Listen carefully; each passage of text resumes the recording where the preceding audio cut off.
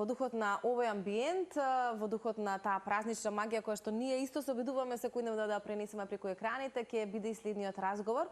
Конечно ја имаме Блашка Миева со видео, може да не поздрави и таа, да ја посакаме добро утро.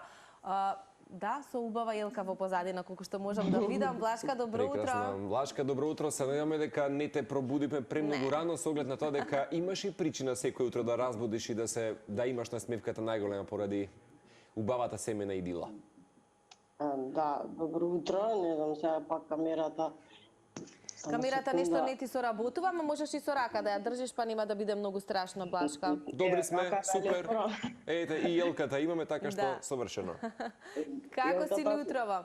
Може да се гледа до пола со лампиони од некоја половина па нагоре, пошто... Одлично е, Блашка. Некој пат, кога ќе го видиме и прочитаме твоето име и презиме, секој пат со Цеца се подсетуваме на некои врвни уметници благодарение на нашата тогаш 90-минутни телевизиска емисија која што имавме во некои попладневни термини и тогаш на некој начин успеавме ние преку Телма телевизија да ја пренесеме атмосферата на уметниците каде работат на некои своји ателија или работилници. Така се случи и запознавањето наше. Па и по толку години имаме прилика повторно да ја прикажеме твојата во случајот празнична уметност. Да, точно така. Секогаш на вас се присетувам, многу убави интервјуа сме имале, многу пријатни пред се. Се извинувам, јас мојот глас е малце зарипнат. Не знам, некако традиционално, спонтано секогаш испадна и денешната тема која што ќе си ја зборуваме ние, а тоа се честитките. Блашка, дали ти недостига некој да ти прати честитка во ова време во кое што функционираме и живееме сите, некако си честитаме роденденски по социјални мрежи, по апликации?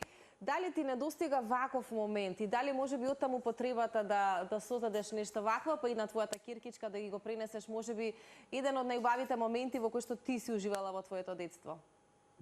Да, јас од дете добивам честитки, некако во тие кругови сме биле секогаш кога традиционалните подароци се уште биле застапени. И честитки, значи уште во малото каде што живеев како дете, сите сме си разменувале, сме си оставале пред врата честитки. Традиционално ни беше тоа. И ги собиравме, што е најинтересно. Се извинувам. Ги собиравме и да, ме научи и дека ден денес и подарувам, меѓутоа и добивам секоја година прилично многу честитки и ми испраќаат се уште другарките и пријателите кои што живеат во странство. Традиционално по пошта ми испраќаат честитки од каде што живеат, така да секоја година очекувам. Колку е убав тој момент, нели? Ние велиме ретро честитки, но да, убаво е да се забележи дека се уште има луѓе кои што тоа го практикуваат и во оваа 2025 година или да речам во овој нов милениум.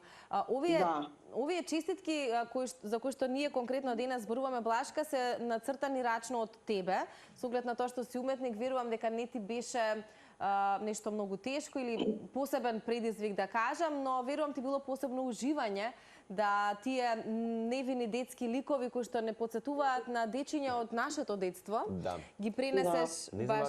Дали се вика, Блашка, Сара Кеј? Ликот на Сара Кеј? Да, неколку луѓе ми го кажа истото, ама не беше идејата од таму да стартува. Само некако беше, откако повеќе луѓе ми потенцираа дека можеби од таму ми е инспирацијата, некако си помислев дека веројатно некои фолдери што ги имам во глава останале како меморија. Да, тие сликички кои што ги собиравме и долги години, инспирацијата во стилот. Меѓутоа, темата искрено беше од ќерка ми, затоа што некако со мече, со зимска опрема, и беше од неа буквално инспирацијата, а стилот можеби продрел од таа инспирација што низ годините сум ја собирала, па некако подсвесно дошло. Прекрасно, мора да признаеме дека вистина целиот амбиент во самите рачно нацртани новогодишни честитки се баш така некако враќање на убавите стари вредности и се надевам дека оваа твоја инспирација ќе инспирира сега и дополнително многу мина луѓе. Со Цеце кажавме ние пред 7-8 години ја потикнавме, се сеќавам нека на зимските рекреативни програми кои што ги имаше тогаш националниот сервис, нели обавезно пишувавме до редакциите, па чекавме да го видиме нели честитката или тоа писмо кое што нели кој ќе го направеше најдолгото, лепено, на пример, ама направено со љубов и едве чекавме да го видиме тоа наше рачно изработено дело на телевизија и го вративме како амбиент во утринската, можеби треба да се потрудиме повторно. Иве Блашка ќе ни помогне со овие честитки. Да. Блашка, има ли интерес, еве кога веќе зборуваме, ти велиш имаш пријатели кои што пак ќе споменем и Марко утрово напомена од странство, да, и јас се уште добивам, ама од луѓе кои што се надвор од Македонија. Но дали тука луѓето во Македонија се уште имаат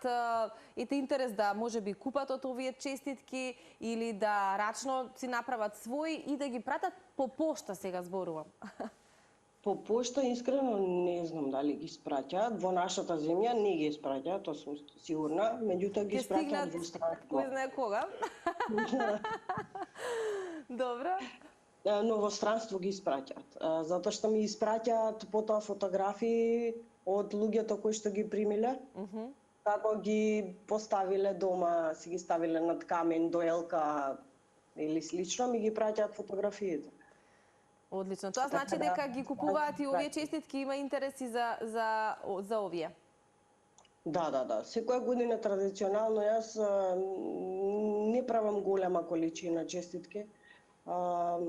Мене и 10 честитки некој да ми ги купи кој што значајно сака да ги подари од срце, за мене е огромен потек. Значи за мене бројката не е важна. Важна е намерата кој што некој ќе ја купи честитката и ќе ја даде баш во прави раце кој што ќе ја чува цел живот.